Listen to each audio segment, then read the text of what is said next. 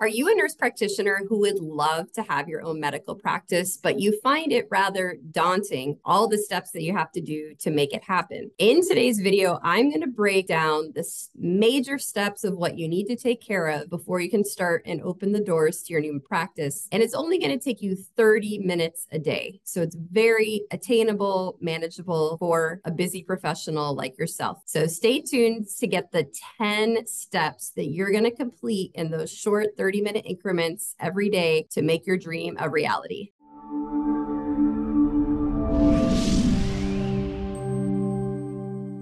Hi, I'm Dr. Annie DePasquale. I'm the founder and CEO of Collaborating Docs. We match nurse practitioners with fabulous collaborating physicians. Today is all about chunking down your time into little 30-minute blocks every day to make your medical practice dream become a true reality. So when you think about, I want to start my own practice, it probably feels pretty overwhelming. So take some notes on these 10 steps. Once you get these 10 things done, you will be ready to go. How long will this take? A couple of weeks if you're very efficient. It could be a couple of months if you're going to take your time and do more due diligence on each of the steps. So it's really choose your own adventure. So step one is licensure. You want to make sure that you have your nurse practitioner license in the state or states that you want to practice. And if you plan to do controlled substance prescribing, you need to have a DEA in each individual state that you'll be practicing or doing controlled substances. Step two is developing a business plan. I recommend the book Business Plans for Dummies. Not that we're dummies, but I read it myself. It really breaks down all the different things that need to go into that plan, including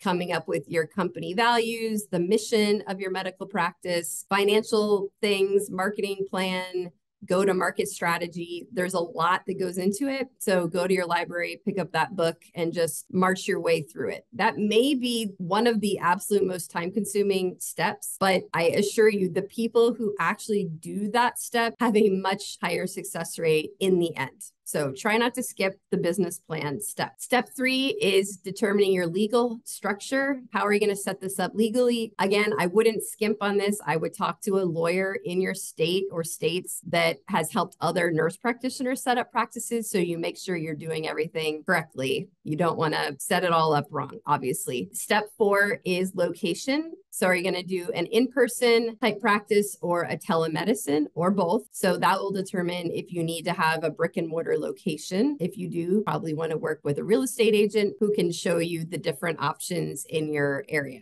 Number five is finances. We have a great resource that we'll link below that is ways to find funding. Some are sort of scholarships and different grants that you can get versus getting a loan from a bank or a friend and family. Any of those are obviously totally fine. You just want to figure out where you're going to have that startup money coming from. Number six is insurance and credentialing. So you want to make sure you have your own malpractice and sort of general liability for your new business. And then are you going to take insurance or not? That's a personal decision. If you do, you definitely want to work with someone. I recommend a person or a service that does credentialing because they can get it done much quicker. It will come at a little cost, but it will save you loads of time and make sure it's done correctly. Step seven is staffing. So do you need to hire a medical assistant or a front office person or a business manager? Those things really depend on the size and scale of what you have in mind. Sometimes it's nice to ask a friend or family member to help you out temporarily before you kind of figure out what your budget is and how much growth you plan to have. It will change over time, definitely. Number eight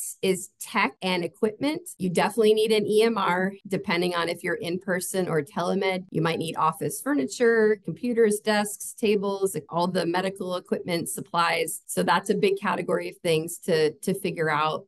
You definitely need good phone systems and fax and computers, all of that tech as well. Number nine is marketing and networking. All of this hard work you've done to this point will be for nothing if people don't know about your practice. So you may want to hire a freelancer to help run some ads, get the word out locally, consider doing SEO, consider going to lots of networking events. We talk in many other videos about ways to drum up patients that either take you time or money. It's going to be one or the other. So building good referral networks with other medical providers in your area is a great thing to do. It takes time, not as much money though. So plan your own adventure on that one as well. And the 10th step is patient care policies. So you want to think through, what are you going to do with scheduling? Like, how do patients schedule and cancel if they need to, or reschedule? What are other issues? Like, how are you going to handle emergencies, after hours, all the sort of patient care things that come into play? You want to have it mapped out and available to patients so they know what your billing and all the different policies may be. And I'm going to throw in, that was 10. We're going to throw in a bonus one. If you're in a state that does require a collaborating physician, that's another big step on this process that we can take care of for you, make it easy on you. So we are the pioneers of collaboration matchmaking. We've done it to date almost 4 years, and we've helped over 3,600 nurse practitioners at the time of this recording. So we really know what we're doing. We do it fast. Talk to us while you're getting things sorted out. If you go to collaboratingdocs.com, you can schedule an appointment with one of our nurse practitioner onboarding specialists who will talk you through how this is all going to play out. But we're very fast, affordable, and not only will we get you the great collaborator, but we do protect your relationship. We give you the legal guidance, the state specifics, and we cover the physician's malpractice. We facilitate this relationship for you if you run into any roadblocks. So it's a nice full service regarding collaborating. So we are here when you need us. In whole, that was 10 plus a bonus step. If you just march through them little by little, I recommend time blocking. Yes, every night, once my kids are down, I am spending 30 minutes. I'm going to make this happen, and you will get through it. Every little day that passes, you're chipping away at this sort of Mount Everest in front of you. But honestly, within weeks to months, you will be done the whole list and ready to start. So I hope you found this helpful. We are here to help you, especially with the collaboration piece, and I wish you all the best.